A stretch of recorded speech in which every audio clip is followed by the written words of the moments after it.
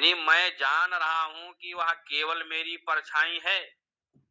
यदि मैं अपने को भूला नहीं हूं तो मैं उस परछाई को देखकर और हवा की झोंकों से उठी लहरों में यानी अपनी उस परछाई को टूटते बिखरते और जुड़ते देख करके उसका खूब आनंद ले सकता हूं।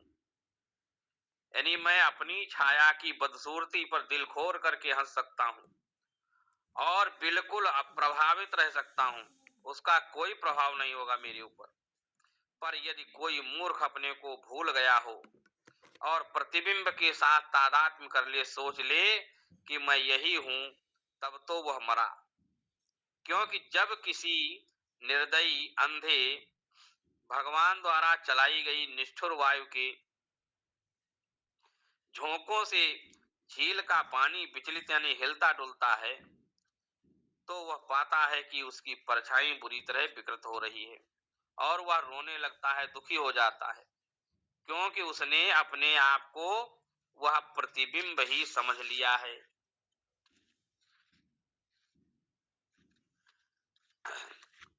घटम जलम तद्गतमर्कबिंबम विहाय सर्वं विनिरीक्ष्यते अर्कः तटस्थ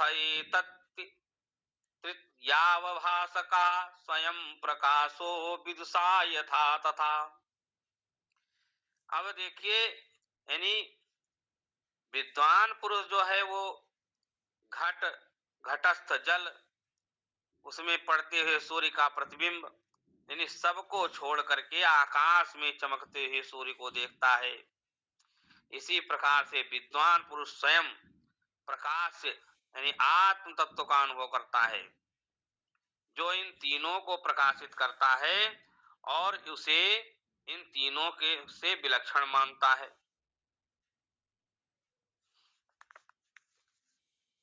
परंतु जिस समय हम घट के जल में प्रतिबिंबित सूर्य को देखते हैं तो वहां तीन चीजें होती हैं।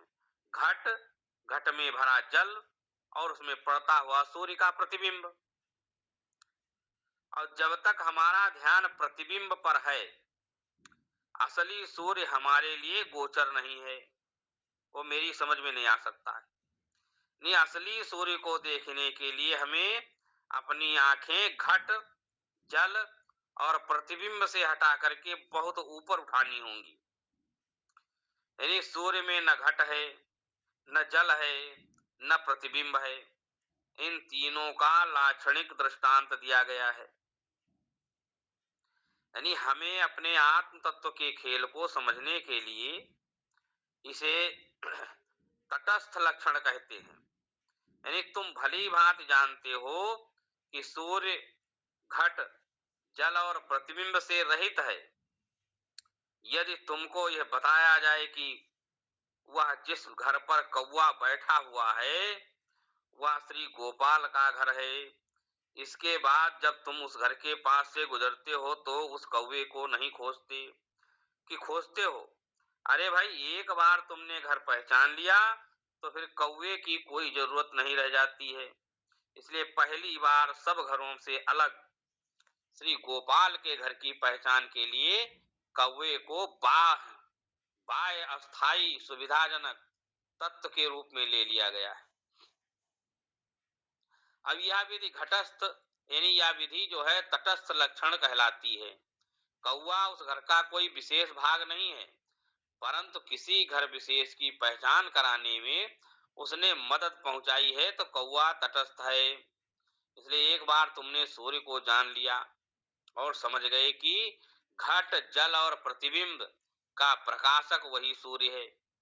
सूर्य को प्रकाशित करने की जरूरत किसी को नहीं है, वह तो स्वयं प्रकाश से है, यानी वो स्वयं अपना प्रकाश है। सूर्य के प्रकाश में अन्य सब वस्तुएं प्रकाशित होती हैं। इसी प्रकार विद्वान पुरुष जो है वह आत्म अनुभव करता है। और अब इस रूपक को निज के संदर्भ में लागू करो स्वयं में और सोचो। यानी घट शरीर, जल विचार, प्रतिबिंबित सूर्य जीव, आकाश का सूर्य परम सत्य, परम ब्रह्म आत्मा जो इन सबको प्रकाशित करता है। देहं धियं चित् प्रतिबिंबमेव विसृज्य बुद्धौ निहितं गुहायां द्रष्टारमात्मानमं खण्डबोधं सर्वप्रकाशं सदसद्विलक्षणम् नित्यं विभुं सर्वगतं सुसूक्ष्मम् अन्तर्बहिः शून्यमनन्यमात्मनः विज्ञानसम्यक् निजरूपमेतत् पुमान् विपाप्मा विरजो विमृत्युः विशोकयानन्दघनो विपश्चित् स्वयं कुतश्चिन् बिभेति कश्चित् नान्योऽस्ति पन्था भवबन्धमुक्ते बिना स्वतत्वागमं मुमुक्षो। अब यहाँ पर जो है इसी प्रकार से देह, बुद्धि और उसमें प्रतिबिंबित चित्त को दूर करके, यानी अपनी बुद्धि गुहा में जो है स्थित आत्मा को जानो। आत्मा जो साक्षी है, आत्मा है, परिपूर्ण ज्ञान स्वरूप है, जो सबका कारण है, जो स्थूल और सूक्ष्म से विलक्षण है, जो नित्य है, सर्वव्यापी है, सर्वाधिष्ठान है, अत्यंत सूक्ष्म है, जो भीतर बाहर से रहित है, यानी जो अपने आप से सर्वथा अभिन्न है।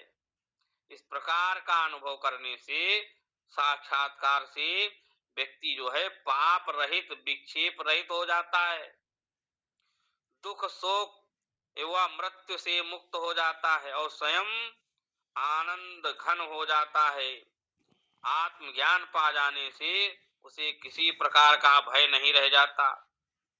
जो मुमुक्षु है, मुक्ति का इच्छुक है, उसके पास भवबंधन से मुक्त होने के लिए आत्म साक्षात्कार यानी स्वतत्वावगमम के सिवा और कोई मार्ग नहीं है।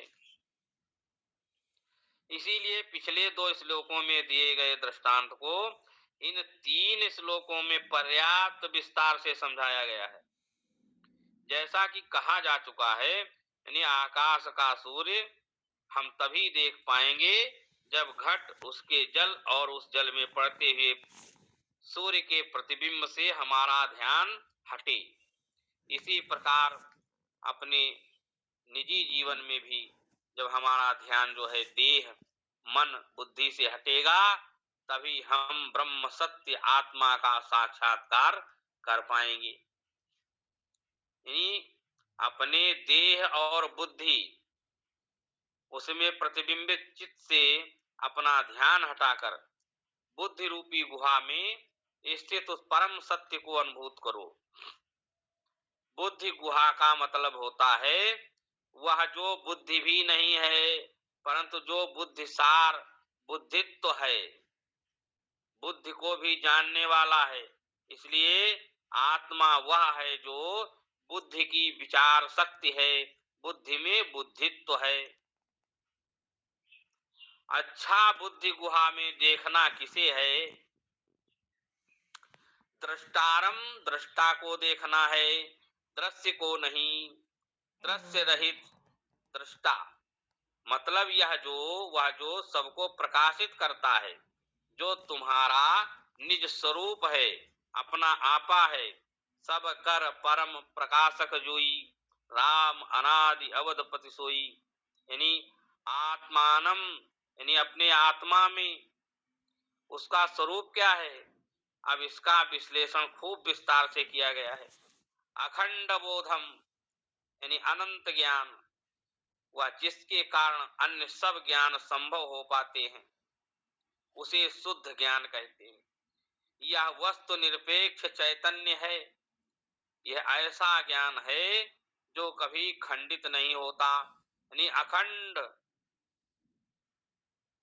यह वस्तुओं का ज्ञान नहीं है, अपितु ज्ञान मात्र है जो अन्य सभी विद्याओं को प्रकाशित करता है।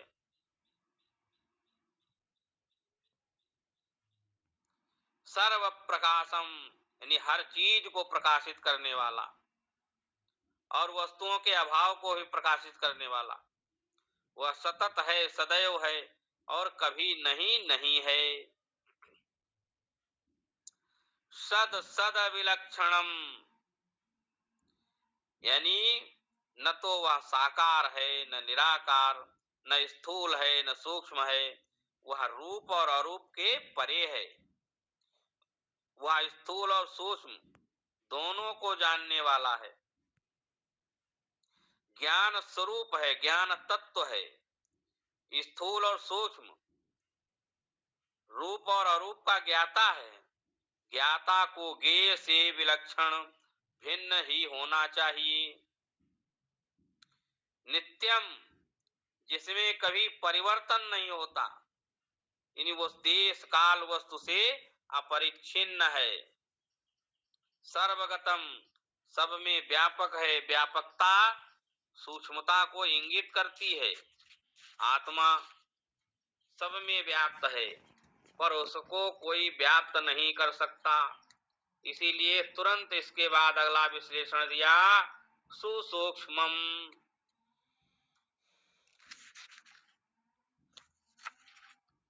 यानी सूक्ष्मतम से भी सूक्ष्म है।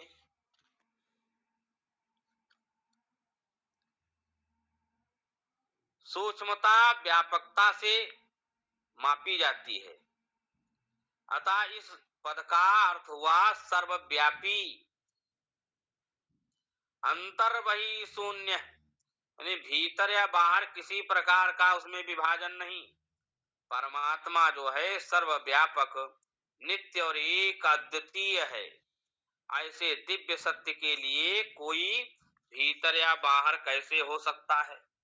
क्योंकि भीतर बाहर किसका, वह तो हर स्थान पर, हर काल में और हर परिस्थिति में समरूप से विद्यमान है।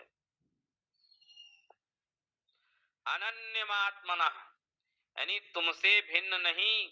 उस परमात्मा को कहीं बाहर किसी अन्य रूप में रह करके कार्य करते हुए जैसे रूप में नहीं जानना है, वह अपने आत्म स्वरूप से भिन्न नहीं है। हमें स्वयं को ही उस परम सत्य के साथ तादात्म्य में एक रूप होना है। जब इतनी अच्छी तरह से समझ में आ जाए कि यह परम सत्य स्वयं हमारा ही अपना स्वरूप है, निज स्वरूप है, तब सारे मानसिक विक्षेपों से छुटकारा मिल जाता है। और जब तक हम किसी बात को ऐसे ही जान लें जैसे हम अपने आप को जानते हैं, तो फिर मन में संदेह की रेखा नहीं रह जाती है। यदि मेरे पास सैकड़ों आदमी आए और कहें कि आप स्वामी गोविंदानंद हैं, तो क्या मुझे कभी भी शंका होगी कि मैं वास्तव में कौन हूँ? यदि सचमुच कभी सभी लोग आ जाएं और ऐसा ही कहने लगे, तो मैं यही कहूंगा कि इन सबके दिमाग में कोई गड़बड़ी है। हाँ, अन्य किसी बात के लिए यदि कई लोग कोई विरोधी बात करें तो मुझे शंका हो सकती है, परंतु अपने बारे में तो कभी कोई शंका हो ही नहीं सकती। यानी इतनी दृढ़ता, ऐसा ही गहरा विश्वास आत्मज्ञान के संबंध में होना चाहिए। जड़ें इतनी गहरी जम जाएं कि कोई उन्हें हिला ही न सके। यह दृढ़ता इसलिए नहीं आएगी कि उपनिषदों के ऋषियों और आचार्यों ने बताया है, बल्कि इसलिए कि इसे मैं जानता हूं। अपने जीवन के प्रत्येक क्षण में हमको इस विश्वास को जीना चाहिए और ऐसा ही आचरण करना चाहिए। जो आत्म तत्व को इस प्रकार से जान लेता है, वह पुण्यात्मा सब पापों से मुक्ति पा जाता है। पाप मतलब निषेधात्मक वासना जो मन में विक्षेप पैदा करती है, तो ऐसा पुण्यात्मा दूषण रहित हो जाता है।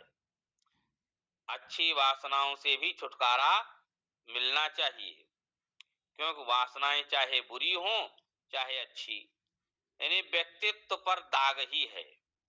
ब्रह्म में, सत्य में शुभ वासनाएं भी विक्षेप ही हैं।